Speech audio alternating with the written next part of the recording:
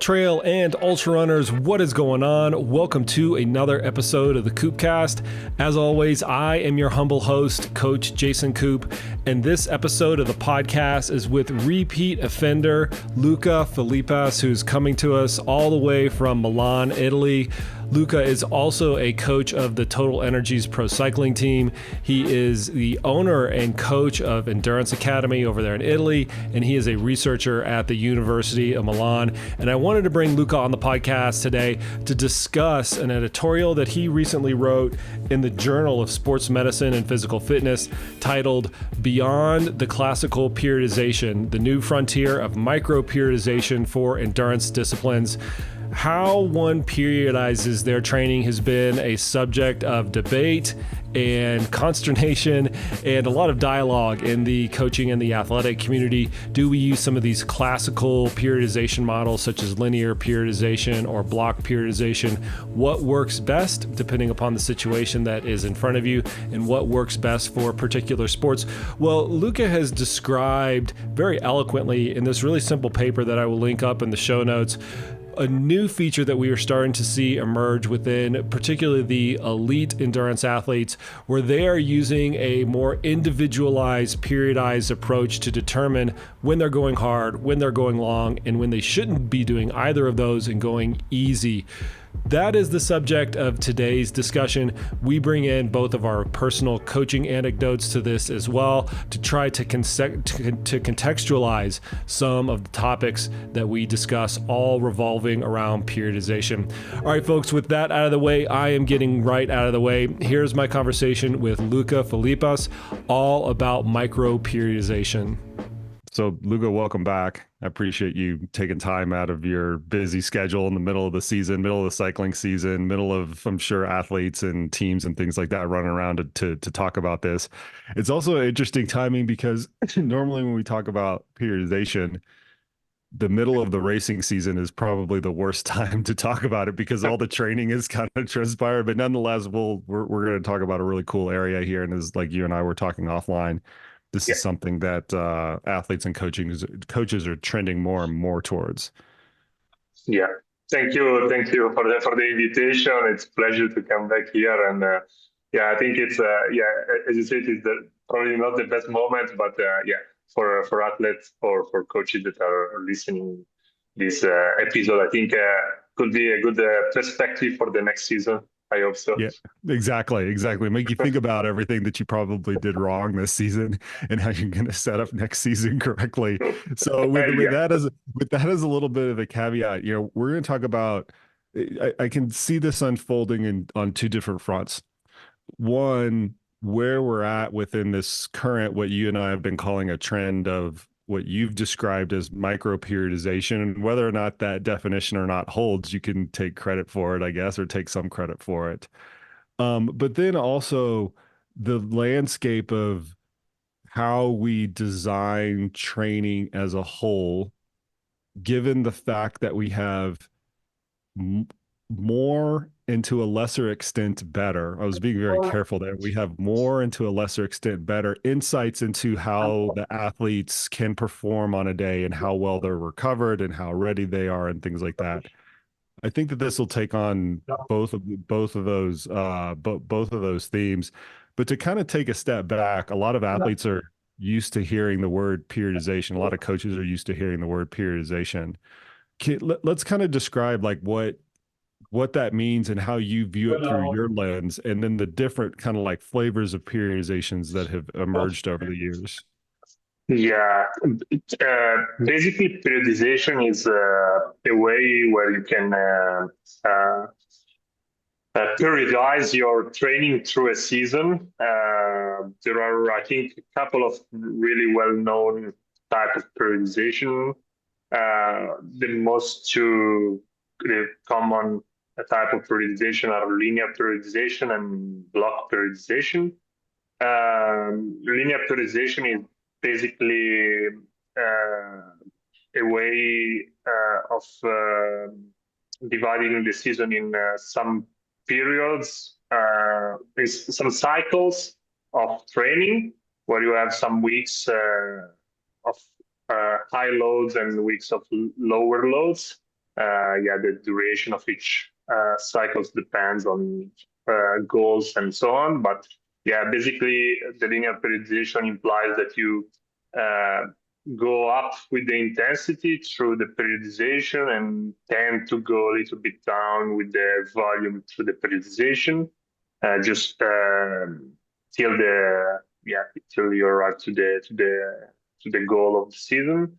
And block periodization is a little bit different because you divided the season as well in some cycles, but that are called block, because on that block you can put some specific workout that you want to develop on that specific block.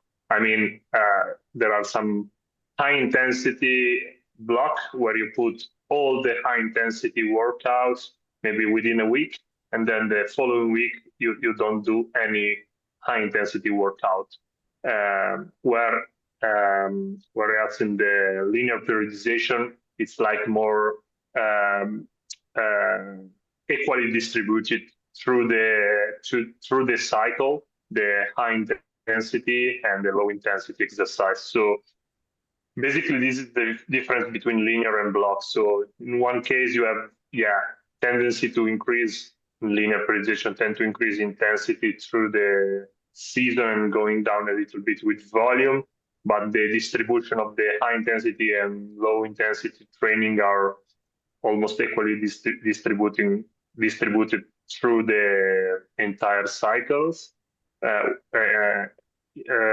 the contrary, with block periodization, you have specific microcycles that are focused on one specific physical qualities that you want to develop, or like some specific intensity that you want to target for that block. And so coaches and athletes and physiologists have kind of had this, it's not a pedantic debate, but it gets too nuanced in my estimation. You and I are kind of grinning right now because you probably know where I'm going to take this, about which one of these is better, and which produces this more superior physiological adaptations, or which are better for certain types of races and things like that. And I think another way to kind of encapsulate the differences that you are trying to describe structurally, like how the volume and intensity flows between between those two types of periodized models, is I'd like to kind of view it from a philosophical standpoint in terms of what the practitioner or what the coach is trying to accomplish kind of at the level of physiology. And in a linear periodization model, your kind of working assumption is that things are building off of each other, that you do something first, and that gives you a greater capacity to do the next step. And then you do the next step, and then that gives you a greater capacity to do the third step. And the way that naturally kind of emanates is, as you mentioned, the intensity generally goes up as the season goes along, and the volume typically goes down. But you're building on, I'm going to kind of use a word that a lot of like really high quality coaches are going to cringe at, but I think a lot of people identify it, is that this quote unquote systems build on one another, that you're building this, a pyramid, so to speak, where you have to have a big aerobic base, and then you build something on top of that base, and then you build something on top of that. And you contrast that with the philosophy behind a block style periodization, and your working assumption there is you need a certain amount of stress to produce an adaptation. A lot of high-end athletes will gravitate more towards a block style periodization because they've just been training for so long and they're just so good, and they need that amount of stimulus in order to improve. These things don't exist in isolation. You can have a Venn diagram overlap of kind of both, but from a philosophical level, when I kind of like look at those two, that's what I have kind of come to reconcile in terms of the differences of them. Yes, I understand the structural part, but I kind of look at it more from what are you assuming is going on at kind of the level of physiology, and then you can choose to deploy more of flavor A or less of flavor B, or some kind of combination of it, or kind of like we're going to talk about flavor C in a little bit, but you can choose to do that just based on the situation and the athlete that's kind of like right in front of you, if you know what's going on underneath the hood, so to speak. Yeah, yeah, I totally agree with that, with your explanation. I think it's basically what is the reality in terms of two different periodization. It's almost impossible to have one and not having the other at all. I assume, as you say, that many high-level athletes are doing right now some sort of block periodization, maybe not extreme periodization, like only all the entire workout of that specific goal in like one microcycle, but a sort of mix of the two different periodization. But yeah, especially for the level athletes, it's interesting to I don't know if you have mentioned in some other episodes, there are one interesting study on Marit Bjorgen, on periodization on Marit Bjorgen, that was done on her most successfully season of her career, and this study may show that basically both kind of periodization were good for her. She needs when she moved to block periodization, she won.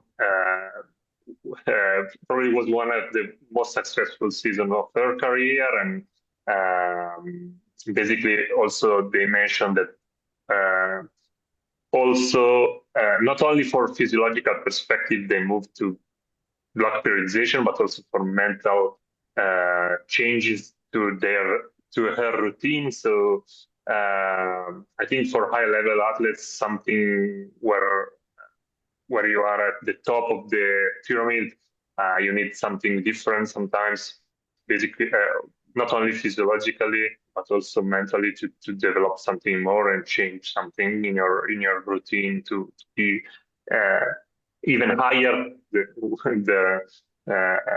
on your performances. I referenced that study in a presentation I gave just a couple of weeks ago, unbeknownst to you, Luca, and I've probably sent that study out. It's not a new one; it's been around for a while. Just recently, for whatever reason, I've sent that study out to about, I don't know, maybe 5 or 8 of our coaches, just as a point of discussion. I will link it up in the show notes. It's a great case study. Your point on novelty is really well taken, because at the kind of the most elite level, they've been training for so long that sometimes if you just change the stimulus to anything, you'll see an adaptation, because they've been training for so long. And the novelty, it's not that it's a secret or anything like that, or it's not that you've kind of like unlocked some special sauce. It's just that the stimulus is novel, and that novelty creates some superior type or level of adaptation. And we see that a lot in elite athletes, where they change coaches or they change camps or they change training styles, and all of a sudden they make another leap in performance. And that leap in performance is normally attributed to the change. And there's, I think that that's a worthy assumption to take whenever that's the case. That happened in the Tour de France this year, and there's a lot of dialogue. There's a lot of dialogue around that. But sometimes we have to take a step back and say, well, is it both different and a better stimulus that's creating this adaptation, or is it different, or is it singularly different and or better? And that's a whole debate to kind of like to kind of weed out. But nonetheless, I'm not sitting here, and I think you and I will take a really pragmatic approach to say any one of these approaches are definitely superiorly better for every single use case. But we need to look at them as like tools in our toolkit that we can deploy depending upon the athlete that's in front of us. Yeah, that's basically what we need to do as a coach. So we need to understand the athlete that we have in front, and I think also understand what the athletes have done in the past, to understand what the physiology needs to change for improving the adaptation. So we basically, as coaches, we look a lot at the data of the previous year to understand what are the key stimulus and the key periodization to arrive at to elicit some other marginal gain that probably some high level athletes have just for like a small part of their physiology. So yeah, basically I think there are no right response if it's better one or the other, but yeah, it's better to the best periodization is the best for that athlete. So is the one that developed the physiology of the athlete. So it's not you cannot say I do blood periodization, I'm doing great, or I'm doing linear periodization, doing great, but it depends on what you are trying to do and what are your goals, and of course mainly what have you done in the past. Yeah, well, okay, so we're going to stick on what you have done in the past before we go into micro-periodization. I told you we would go off the rails with this pretty quickly. This is a big point of emphasis that I always bring up with our coaches whenever they get new athletes, and especially when they get new athletes with a robust training history that is like well described and well encapsulated. And that is not always the case. Sometimes even at the very, very elite level, you get athletes who it's hard to decipher what they have actually done in the past. It's hard to figure out what their previous training has actually looked like. But when you have that, it's such an incredibly powerful tool to look at that through the lens of what has worked and what has not worked. And you can really bifurcate it that simply and look at training in the past and say, okay, well, when this training was going on, you were performing really well. When this training was going on, you weren't performing well. And what is missing? Are there components of training that are missing? Is there a period of high intensity that is missing? Is there even a modality, cross-training modality, strength training or something like that is either missing, or I would actually say being overemphasized? Sometimes taking those really big picture themes from previous training and not doing anything different from an annual training volume perspective, just rearranging some of those pieces is an incredibly powerful thing, and can actually make you look like, as a coach, it can kind of make you look like a genius, because you're literally getting more out of the same amount of work by looking at it through this context of a really big picture, 4 or 5, 3-year lens, 4-year lens, 5-year lens, 6-year lens, and trying to pick out the patterns that kind of that you can then leverage to gain things in the future. Yeah, I totally agree on that, especially because there's so many coaches that don't do that, and they just start with training immediately after the coach arrive, the athletes arrive to their laboratory, their training facility. They just start coaching the athletes as a new one, but probably these athletes has a long history, and you can just you checking his past training programs and training history, just 1 year, 2 year, and 3 years ago, and then you can understand immediately, okay, I have to go in this direction, because the athletes did the entire career doing only volume, no high intensity, or the opposite, just high intensity, no, just really low training volume, and you can understand many things about that. I think it's a big part in my training approach. So it takes a lot of time for me to analyze that. And also, I think for the athletes and for the coaches, it's important to do that.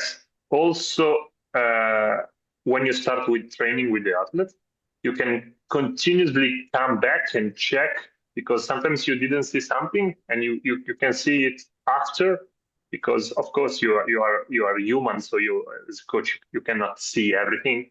Maybe analyzing it in details, or it takes a while to understand sometimes some training patterns in the past that could have led to some specific good adaptation or some specific bad adaptation, and you can see it maybe after 2-3 months. So I try to continue this analysis in the past, even if I have already started coaching with someone.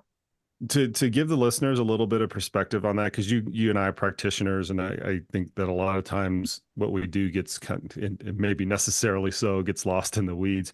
It takes me about 6 or 8 hours to go through an athlete's previous training history when I first start working with them. I can prescribe training like in the meantime, just as kind of a go forward, because you're when you're prescribing training, you're looking at such a short time. When you're initially prescribing training, you can kind of look at a short time frame and just propagate that in the future to kind of bide your time. But when I'm doing a really robust review of training history with a new athlete that has, say, 3 or 4 years or even greater of training behind them, that's well encapsulated, it's well documented, the training notes that are articulated by the athlete, and also if they were underneath a previous coach or whatever, that process takes me a long time, 6, 8, maybe even 10 hours if it's a whole lot of data. But it is absolutely 100% worth it to do that. And at the end of the day, at the end of all of that, that time suck that I've been drawn into, I kind of come away with the themes that you have just mentioned. When was athlete training really good? When were they training really bad? What has been overemphasized and what has been underemphasized? Those kind of like polarized themes those are usually the highlights in the notes that I have. I'll create 3 or 4 pages of notes, but the things that kind of come to the top are the really, really like obvious ones. And sometimes aiming training with those kind of big picture themes in mind, it's like the easiest thing that you can do year one to get improvement out of an athlete that has a really robust training history. So needless to say, my point with all that is if you're looking for ways to improve and you have been training for a long period of time, look at the past. It's a really neat window into how you can improve going down the line. Definitely. I totally agree with that. And as you said, I spend a lot of time on that. And also you can do it from different perspectives as overall annual data. You can do monthly, weekly, daily. So that takes time. So yeah, it's always underestimated by athletes. And also I saw some coaches that don't do that. And I think because they have I don't know how to say in English, they have the magic, they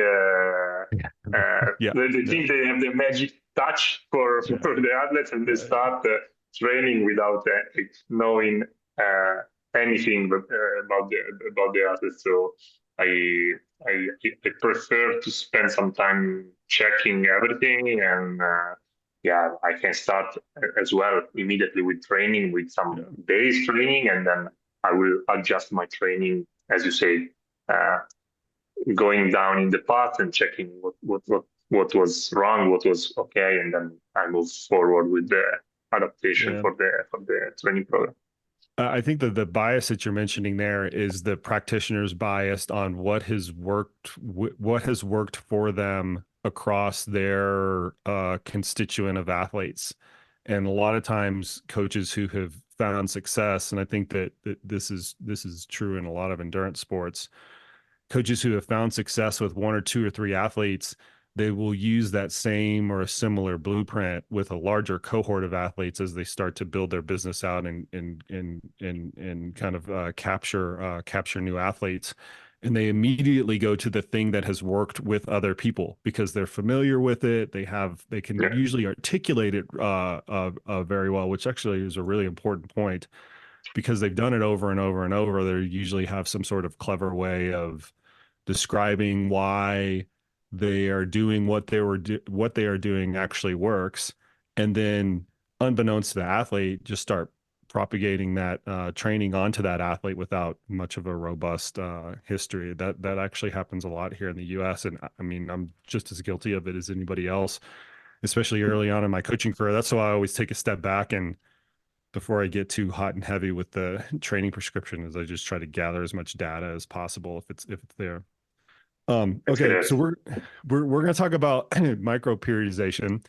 Should I give you credit for this term, or does somebody else deserve a little bit of credit for this? Why don't you walk through the history of the paper that I'll link up in the show notes, and then what you're describing in it? think I think the micro-periodization has been used in different situations. I think not only in endurance sport for describing like a more short-term periodization. So I don't know if I'm taking some credit about that, but yeah, for sure, I think that it's a good way of thinking. The periodization process. So I don't think this type of periodization will remain under my name, but yeah, that's for sure. But Okay. I think it's good for the coaches and for the practitioners to understand at which level this periodization acts. And it's an interesting, one of the things that there's a few things that kind of like caught my eye with it. The first one is we normally think about periodized approaches with a long-term lens.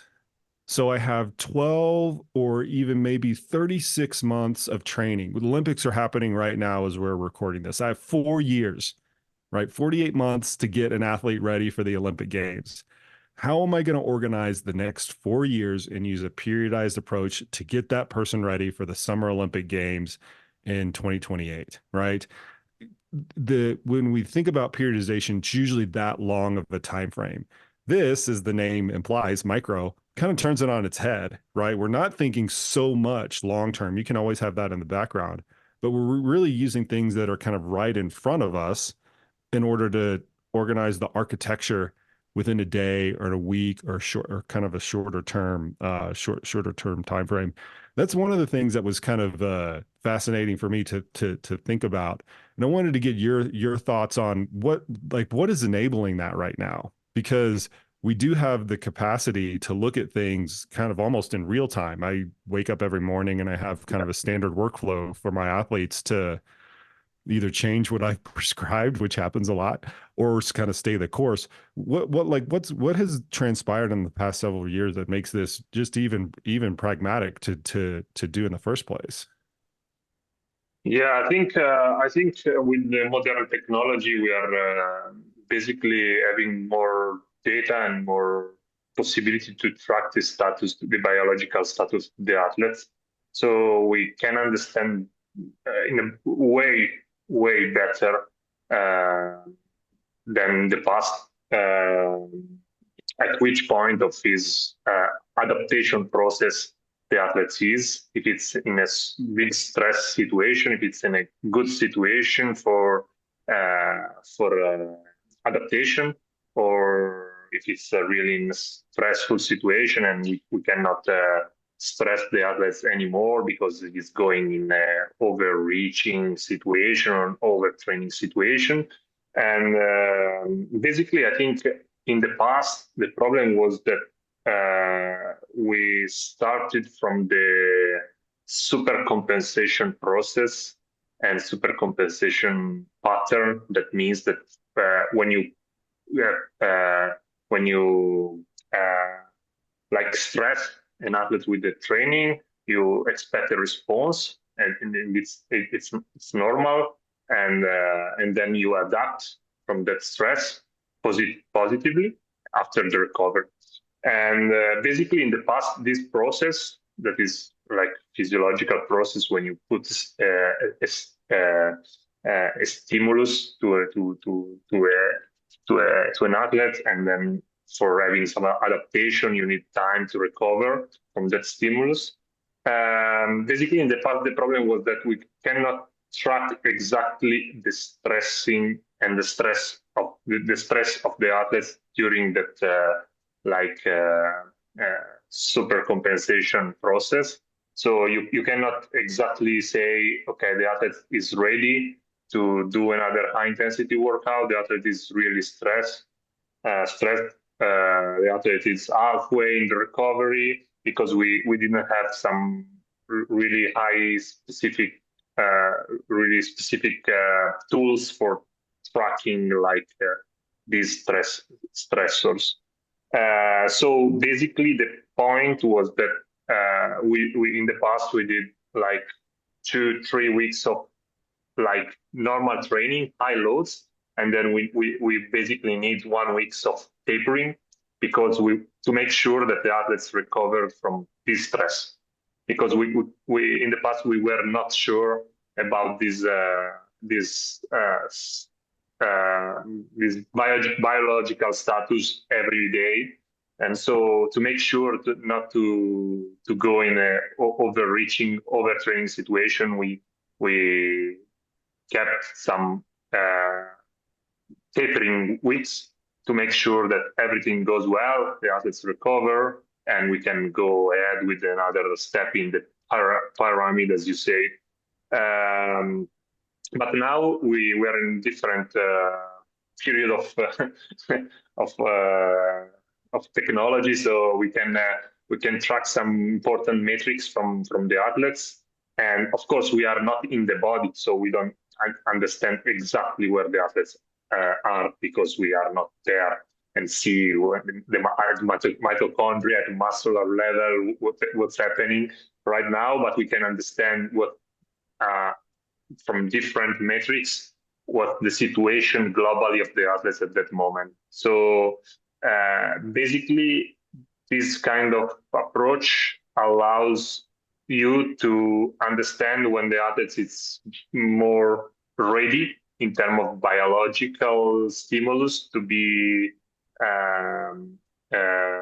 ready for adaptation, ready for good adaptation, and not ready for bad adaptation. Luca, what you're describing is something I've actually tried to articulate this in presentations that I've given on training structure. As coaches, we're always trying to make educated guesses around a few fundamental pieces. How much acute load can the athlete handle? So that would be like in a training session, one single training session. Can they handle a 5-hour run or ride? Can they handle 1 hour worth of intervals? Whatever you're trying to put in front of the athlete, how much load they can handle. That's an educated guess. Use a lot of different components to determine to make that educated guess. But let's be frank. You just mentioned we can't look inside of the body. We're making an educated guess on how capable or how much capacity all of those different things have in order to handle the workload that we prescribe them as coaches. The second thing we're making an educated guess on is how frequently and how long to apply that load for before taking a recovery period. And most coaches and athletes default to this very prototypical pattern that has decades worth of legacy behind it, where they go 3 weeks hard and 1 week easy, roughly 3 weeks hard and 1 week easy. And the interesting thing about that is if you kind of like ask yourself, well, why is it 3 weeks, right? Why is it not 6 weeks or 2 weeks or 1 week or 17 days and 4 days off, 17 days hard and 4 days off? Like, why is it 3 weeks and 1 week? No, a lot of that legacy actually has to do with doping. And it started to get propagated kind of in the old Soviet and East German training styles for all sports, not just endurance sports, and particularly around the women's menstrual cycle, because they were the most, they would show the most adaptation to a lot of that era's doping protocols. And it just happened to be, they would dope them up with male hormones revolving around their menstrual cycles, which is roughly 3 weeks on and 1 week off. And so we have this entire legacy of periodization based on, not entirely based off of, but with a large influence off of this kind of like false premise that you can actually kind of do that with an athlete. And so whenever I see these new models and describe, well, it doesn't have to be 3 weeks hard and 1 week easy, right? Which falls, it also happens to fall into a prototypical month. But it doesn't have to be that because your physiology isn't kind of neatly organized around this one thing. It's been manipulated to have this legacy that we now like look on with the hindsight of a few decades. And we need to think about it a little bit differently. So your point of is now we have some tools, and we're not going to adjudicate all of the tools. I've done that in previous podcasts with Marco and Marco Altini, who I'm sure you're familiar with, and other people in terms of what data is worth extracting in what type of situation. And mainly we're talking about the wearables. So the things that we can get from our watch, our power meter, things that we can take upon waking, whether it's heart rate variability or Whoop strap or Oura ring and things like that, harnessing that data and using that to influence this cycle of I'm going to go hard and how long am I going to go hard for? And then I'm going to go easy and how long am I going easy for? That's fundamentally what you're talking about when you're kind of describing this micro-periodization model is you're using things that we can then deploy to determine this hard, easy cycle that doesn't have to necessarily default to 3 weeks hard, 1 week easy. Yeah, basically we can have some really high level metrics both in training, coming from training, and both from recovery, in the morning after the training or before the training. So basically in training, I think some things that are really worth looking at is HR response to some maximal exercise. So this one is a good metric to track your stress.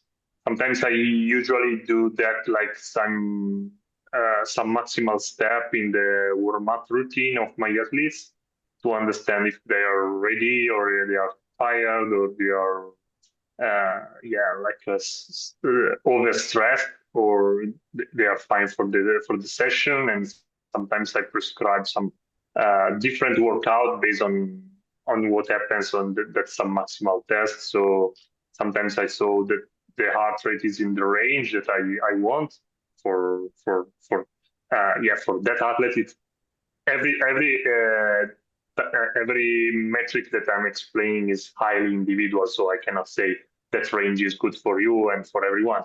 But I usually try to have some ranges for each athlete where I estimate that the recovery is good based on the power heart rate relationship, and if the athlete fit in that range, the athletes continue with the training, with the high intensity training. Otherwise, they just keep to a low intensity training, and then they postpone the high intensity session to the next day.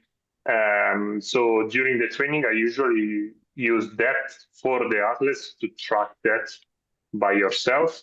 I also check after as well the heart rate power response. Of course, you have to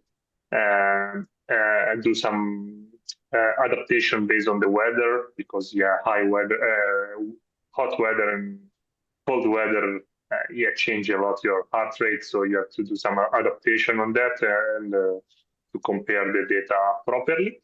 And after the training, you have many recovery metrics that you can use. One of the most important and that I use is, of course, HRV. Marco has talked a lot probably about that. So I'm using that. I'm using also all the sleep parameters that I think they are also extremely good.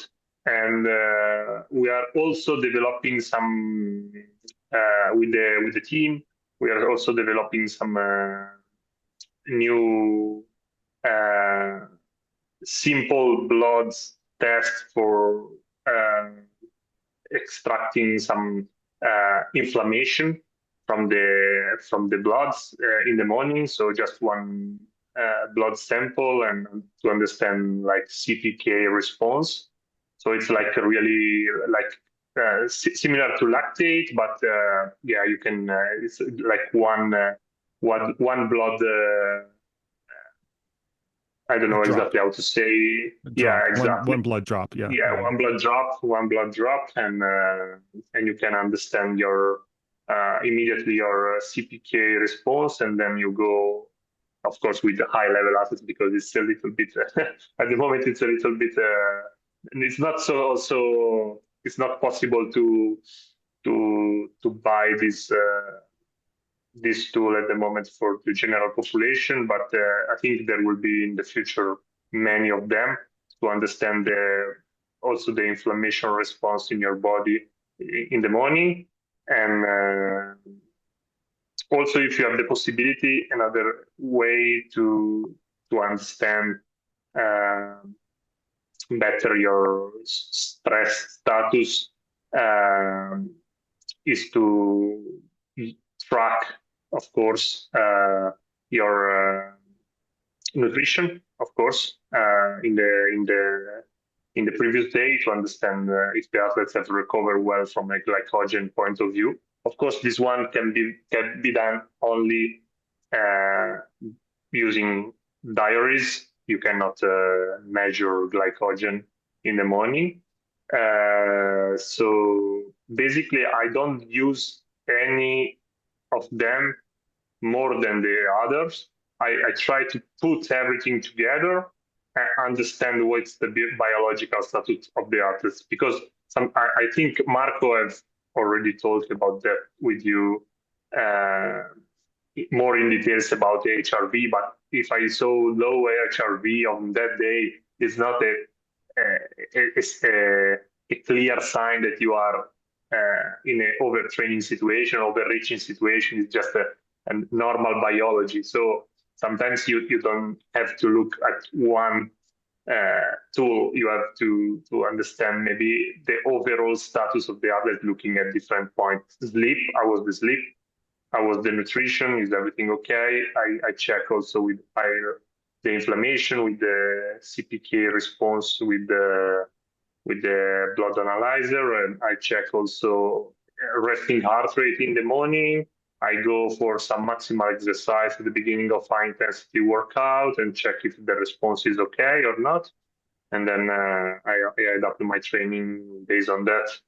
And I think it's a good point to start micro-periodization, to think of training in a different way than Monday high intensity and Friday high intensity, and that's it.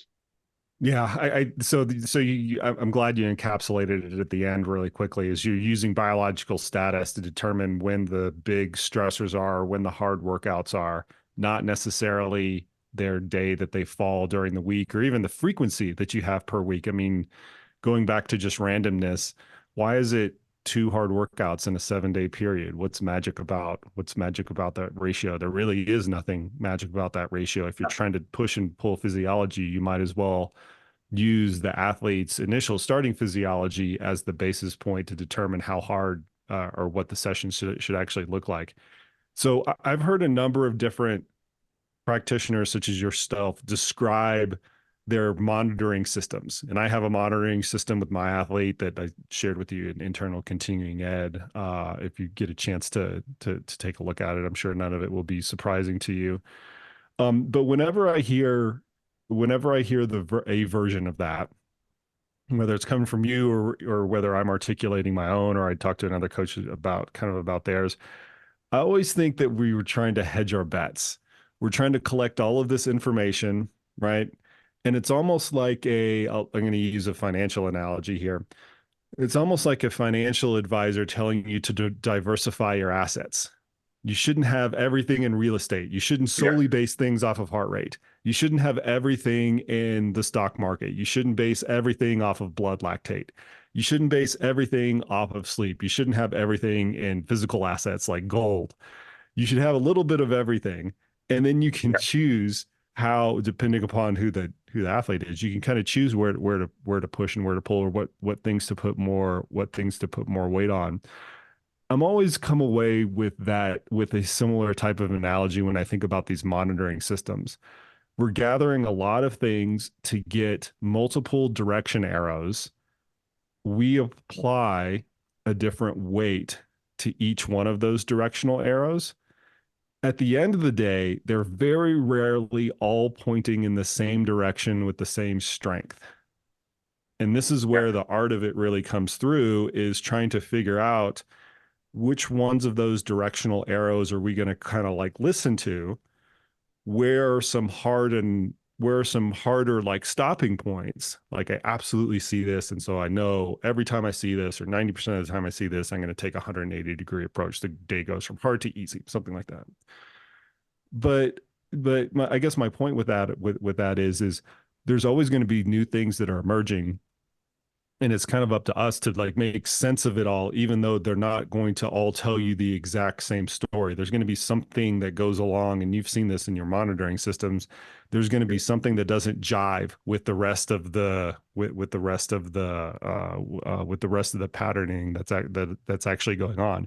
So for the athletes and coaches that are out there that are like they want the answer, right? They like tell me the protocol. That's always big in the podcast world right now, right? Give me the protocol. Yeah. We're not going to have one for you because I've Yeah. developed one that I think works okay for the athletes that I work with, but I don't use it universally across all of my athletes. I have like different kind of flavors of it, so to speak, with each athlete based on a number of different factors: the way the athlete collects the data, how comfortable I am with it, my history with the athlete, how they have reacted underneath different kind of like a physiological profile in the past. Going back to our the past will tell you a lot about what you could do in the future dialogue at the earlier part of this podcast.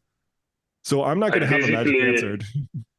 No, I basically say to everyone that is asking for a magic protocol, I always say, if we have a magic protocol, probably artificial intelligence will replace us in a minute, because they can analyze everything and they can do program better than us. But it's really good for coaches, the good of the coach, the ability of the coach is to analyze everything, understand which one of these parameters is good for that athletes and which makes sense more for another one, and understand when maybe you have some alarms or like warning advice for that athlete. Maybe you choose by your own to go ahead with the high intensity, even if you have warning, because maybe you want to check if they might respond better to a more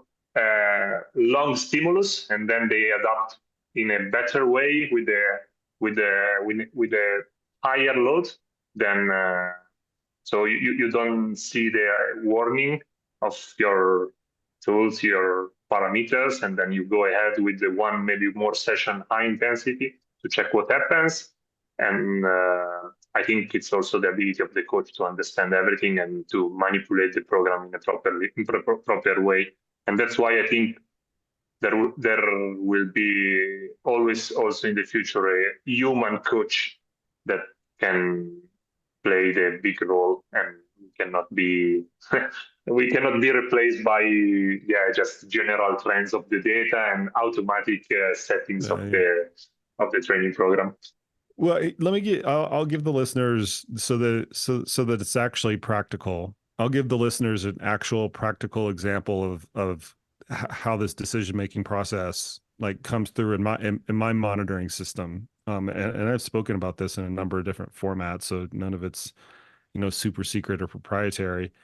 But I use Marco's HRV for Training Pro as not the exclusive part of my monitoring system, but it's kind of become the cornerstone. And so for the listeners out there, the way it works is you wake up, you get in a seated position, you take your heart rate, take your morning heart rate variability using the phone on the back of or using the camera on the back of your smartphone. You then fill out a subjective questionnaire. How well did you sleep? Are you sore? Things like that. And it uses this little slider system to kind of go through that. And then it churns through all that data and it gives you basically a stoplight system style of advice. Green, proceed as planned. Yellow would mean to take it easy, to limit your intensity, and red would be to take a rest day or to take an easy day. And I would say in about 70 to 80% of the total amount of days that I'm analyzing, I'm taking that advice wholeheartedly, meaning most of it's green because I'm doing a good job load managing on the front end. But in the times where it's yellow or red, sometimes I'm taking that advice and oftentimes I'm not. And I don't have a magic formula to say, well, underneath these conditions, I'm absolutely taking the advice, and under these conditions, I'm not, because I have to go through the whole thing. What happened the previous day? Were they traveling? Is it a really important session? is there no intensity on the session and it's just really hard, or it's just it's hard because of the duration of the workout, and I want them to continue as planned. Or maybe we have more space between when they're working out now and the race, and I want to save that workout for a day where they're kind of like more primed for it. But I guess my point with all that is even within that monitoring, and even though I do have an answer on what to do, an algorithmic type of answer on what to do, I'm still taking in the context, and I can't, and I haven't been able to, at least, come up with an algorithm, and I have tried to do this, come up with an algorithm that will tell me, okay, I'm going to take the advice in this situation and not. I'm always adding some sort of human element to it based on the context of the entirety of the situation. So my kind of like counsel to athletes and coaches out there is to start with something that you're going to continually do, and then do it consistently, and then see what actually happens, and use those previous learnings to go forward. Because circling back to our original point, sometimes an imperfect monitoring system done consistently, when you can learn from it, is more powerful than the perfect monitoring system that you can put in place that might be impractical to actually deploy. And the key with it is just looking at it from a past perspective and figuring out when it's given you good information and when it hasn't. Yeah, definitely. The best approach, I think, is this one. So yeah, I have a similar approach like you. So probably we are going in a sort of parallel way. Maybe it's a different kind of metrics, but yeah, I'm using also HRV as well. But yeah, the approach of training is it's really similar. Even with the high level athletes, with professional cyclists, we are using a similar approach. Of course, with maybe like more tools and more controlled life, because also another point that it's often happens with amateur, it's it's like control life less than professional athletes. So they have maybe some multifactorial stressors that happens, and so sometimes maybe you can check the alcohol effect on HRV, and maybe it's not a big problem for the next session for me, but it's affecting HRV. So you see a red point, but it's maybe not a real red point, because you can go ahead if it's just for you are a big responders to alcohol. So some athletes that they are really big responders to alcohol stimuli, and so they just go ahead, and after one day everything's go back to normality. So I think yes, this approach is the best, and I think with this micro-periodization approach, I think we can sometimes keep some I don't know how to say, some not useful long tapering process that happens in the past, I think, because we can almost every time track the biological status. And so even if it's not 100% clear, it's like 90%. And so we can maybe sometimes keep some like long tapering process, because they are not useful, simply not useful in the traditional 3+1 block, 2+1 block. Yeah. Let's try to put some of this monitoring stuff into categories, into buckets, because I've been taking notes here, and I think that they're falling into relatively neat categories that we can discuss and try to describe so that everybody can learn something from this. So the first category of monitoring would be just the subjective category. How are you feeling? How did you feel yesterday? How do you feel when you wake up? That's easy. You can put that in a notebook. You can have a format for it. You can have a Google spreadsheet. The HRV for Training Pro that I use has some subjective element of it, but it's not, it doesn't require any device other than a pen and some paper, right? You can use that to try to monitor things. And I think if you just did that, that's a really good starting point. How did you feel during your training? How do you feel today? You consistently monitor that, use a 1 to 10 scale, or you can use some sort of Likert 1 to 5 scale or something like that. And I think that would give you a good direction arrow. Fundamental, I think, this point. Fundamental. The second one, and this is the one that you described right from the onset, is you're doing something active and you're dose testing the active component with a harder type of interval, and you're looking at the physiological response to that. Heart rate response, we can measure other things going on physiologically, but fundamentally, you're using the very beginning of the workout to determine what is actually going on. And interestingly enough, so I have a Garmin Fenix 7 on my wrist right now. If I went and I started a run, started my run this morning, after about 5 or 7 minutes, it will give me some readiness score. It's from -10 to +10, I think is the scale. I don't even profess to know what the scale is, nor what goes into it. But my point with that is some of the device manufacturers are trying to do something similar, where they're using the beginning portion of a workout and they're capturing something. In my wristwatch's case, they'd be capturing speed and heart rate and the way that it changes over the first several minutes. And it's using that as an input, right? So you're using the very beginning part of it. You're taking that to an amplified level and you're doing some hard thing during the quote unquote warm up, during the early stages of the workout to determine how the athlete's physiology is responding. Am I describing that correctly? Yeah. It's not like maximal, but it's like some maximal step incremental. So like it's below the LT2.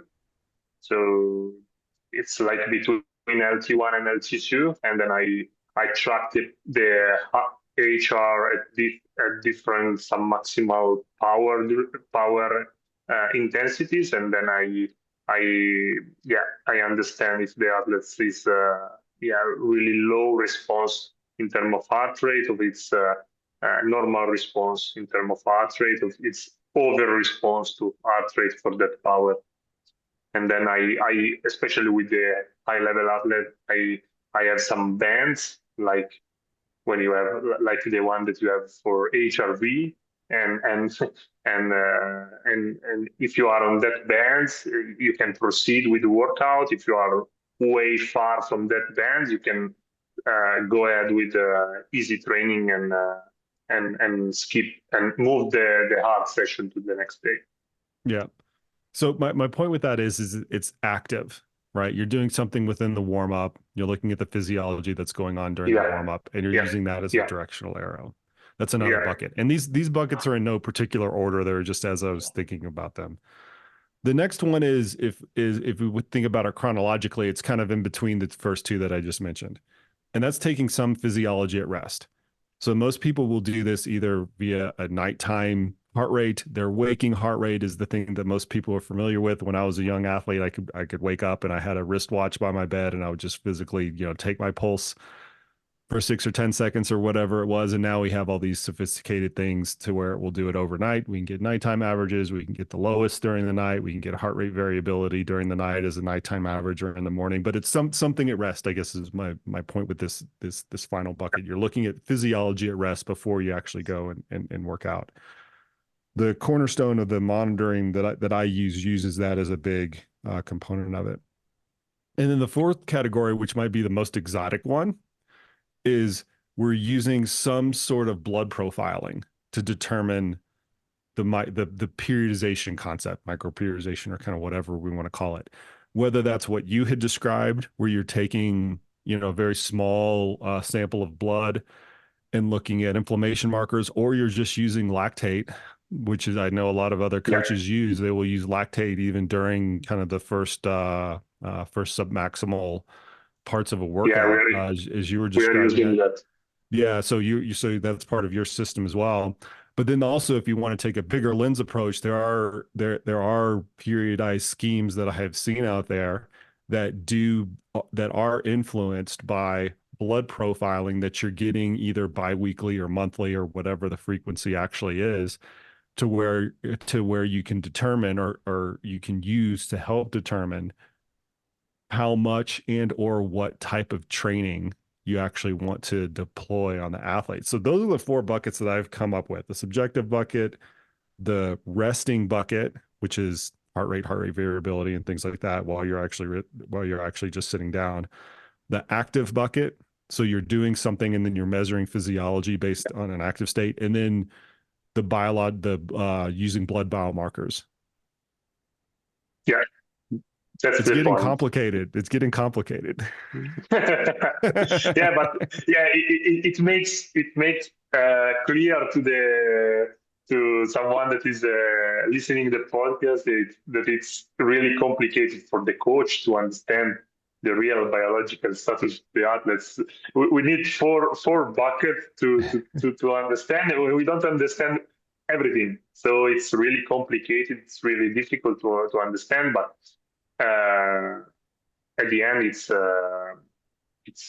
I think it's a more modern and accurate approach to track biological adaptation to exercise than doing just don't check anything just check maybe exercise physiological status and not checking anything else, and then taper for a week and everything is okay, and hoping for adaptation. I think it's better to track something, to understand what's happening in the body at different level, as you say. And of course, you are still making some errors. It's normal, and mistakes. But I think it's you cannot go. You cannot train like in 1960. You have to train like you are in 2024, so you need to train with the modern tools, modern you have to use modern tools. You have to use modern tools. I came up with but first I have just to say another thing. You have to understand what these tools mean, because otherwise, if you don't understand what the meaning of that one, it's better not to use. Otherwise, it's just looking at the data and without understanding anything. So that's why a coach, I think it's crucial to let you understand better what's happening in your body. Yeah, and that's where an educated eye comes in. And I used the analogy earlier where you get multiple direction arrows, and they all have different weights, and they might not all be pointed the exact same direction. Determining what weight to put on what directional arrow and to actually do something or not do something. I don't want to call it voodoo, but that's where that's where a very skilled practitioner comes in, because there's no algorithm, at least currently, that will tell you that accurately. There are a lot of ones that try. I mean, I mentioned the Garmin, readiness indicator that I see every single day when I start a run. I don't think that's that is even close to the best one out there. As we were discussing this, though, I got to go back because there are going to be some coaches that are going to get mad at me if I don't mention this. There's a 5th category that both you and I probably use, but sometimes we can neglect it, and that's the actual training data. And sure, that's a lagging indicator because they've already done the workout, and then you're analyzing the file or the workout to determine what's going on in the future. But that is certainly something that you can look at in terms of your entire monitoring system and just comparing effort to effort and what is actually going on. We'd be remiss if we didn't mention that, because they've actually got to go and do workouts at some point.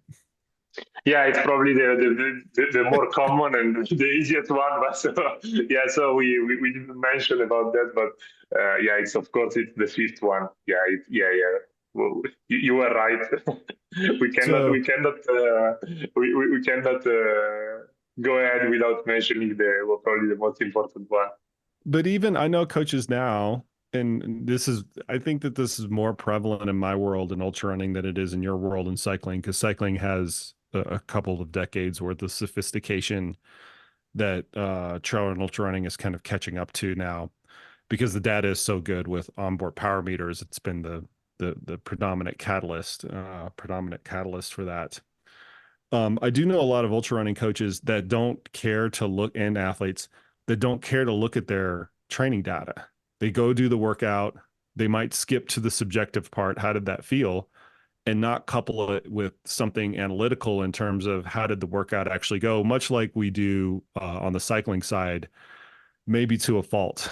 Or maybe we analyze it and get too precise with it to a fault with different power ranges and power duration curves and and things like that you're quite familiar with.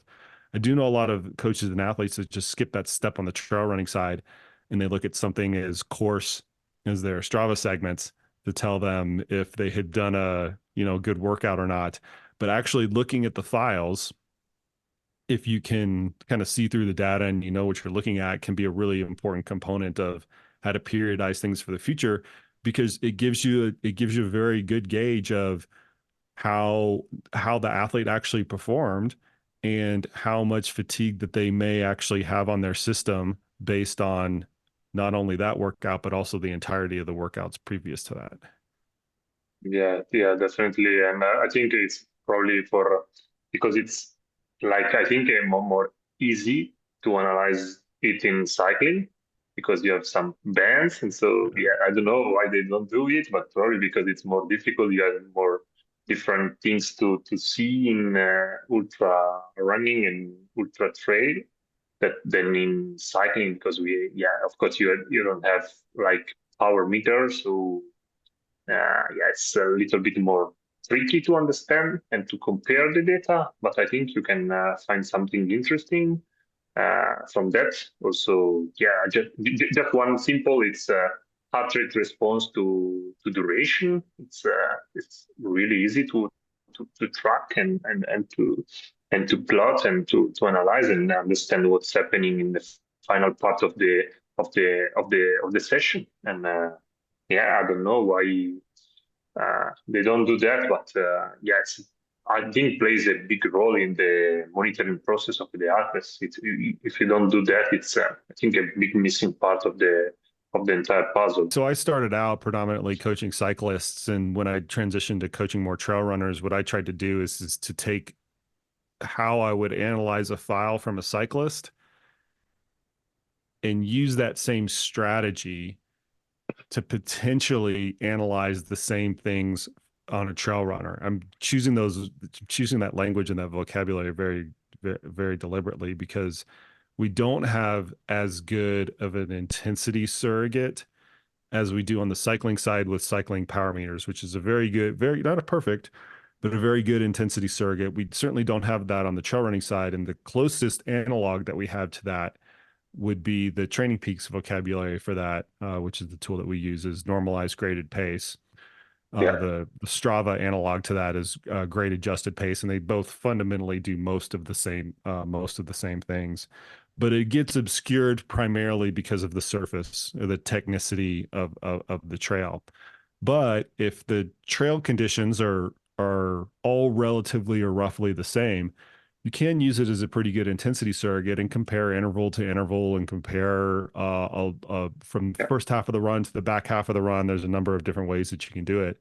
But just starting off with that fundamentally and try to see through that is it's an important problem to look at, but it's a difficult one to solve simply because the terrain is obscuring a lot of what you're looking at. And so you might only get 70% usable data or 60% usable data. And that's fine. That's better than 0%, but you got to know what you're kind of getting into. But I think that back to the original point there, using normalized graded pace is the analog for on the cycling side of things, and looking at that as part of your monitoring system is absolutely and using that to kind of periodize what's going on in the future is an absolutely critical part of everything. Yeah, I'm using also that on my analyze with the ultra runners. So yeah, I think it's the most the more important parameters that you can track, also the easiest one that you can track. And also I think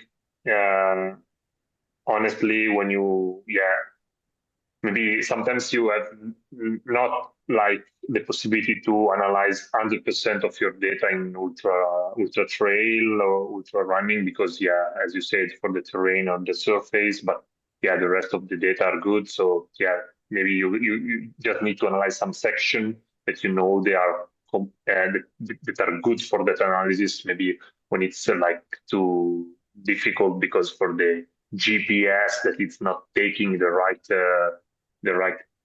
segment or the right track, you have just to skip and to clean that part, and then maybe consider another part for your analysis. But it's clear when you see the data if the data are good or not. Sometimes you see. I saw something also in ultra running or in also in cycling. Sometimes GPS is not working well, and so you check something and you see of course in cycling the problem is not there because you have the power, so you can analyze power and internal response at the same time. But in running, if you don't have the right running speed, because it's overestimated or underestimated by the GPS problem, you can overestimate it or underestimate the fatigue of your athlete. So it's important also in this situation to check if the data are good. Extremely important, and sometimes you just checking the track on the file and checking where the athletes are. You can understand if the normalized data can be good or not for that analysis or not. Start somewhere. That's what I would encourage athletes to do, is to take one of these, start that, do it consistently. And even if it's just as simple as I'm going to give myself or give my coach subjective feedback on how I feel every single day, don't discount how powerful that actually is, as long as you're doing it every single day. And then you can go back and pick up on the patterns. Going back to what we originally talked about, when were you good? When were you bad? What training worked? What training didn't? And what was the subjective feedback revolving around those times? That in and of itself, we'd like to talk about, monitoring blood biomarkers and things like that, which is definitely an advanced tool and can be very powerful. But sometimes if you just start simple, you can make a big dent in what you're actually doing day to day. I'm gonna let you go, Luca. I know you got a busy season coming up, or it's in the middle of a busy season, so I won't take up any more of your time. If anybody is around Milan, which I know where your offices are, where can they come find you and kind of like find more about you, even in an online capacity?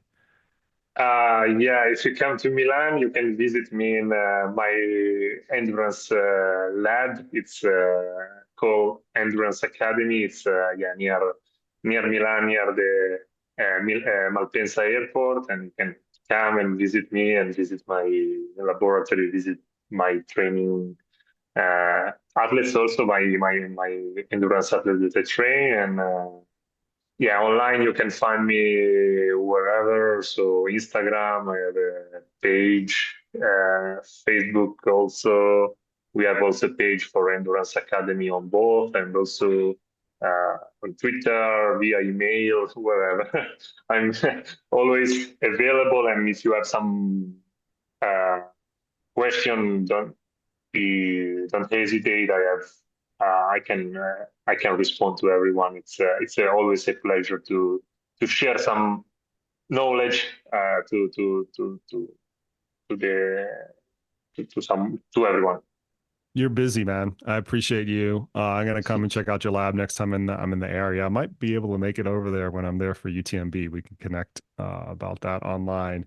But I'm always appreciative of what you do. You're a good follow on all the socials, and I'm gonna leave a link in the show notes to the editorial that you wrote that kind of catalyzed this conversation. I encourage people to check that out as well. So thanks for coming on the podcast, man. I really appreciate it. Oh, thank you, and thanks again for the invitation.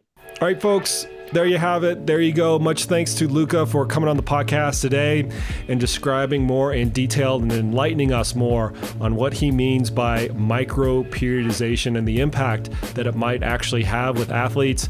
As we mentioned during the podcast, this is something that I have started doing a lot more with my athletes, where we are looking at things on a 1 day, 2 day, 3 day, 4 day rolling basis And although there might be some general strategy that we are applying to the entire phase, using what is going on in real time to determine, are we going hard? Are we going easy? Are you going for a really long run? And what does that data actually mean at the end of the day for improved performance? I'm going to keep exploring this area further because it does seem like the very tip of the spear is starting to deploy these types of monitoring systems and these types of micro-periodization models more and more and more.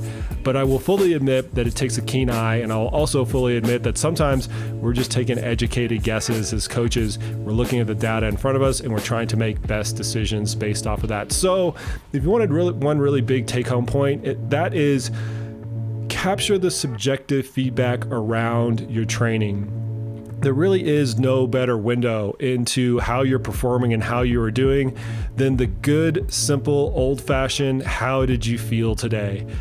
If you capture that over the course of an entire year and then go back after your season is over, look at the times where you felt you were training really well and the times that you felt that you weren't training so well, I bet that you can start to derive some patterns from that. So if you're not doing that, start doing that today. It's something that can pay dividends and pay a lot of dividends in the future. All right, folks, that is it for today. And as always, we will see you out on the trails.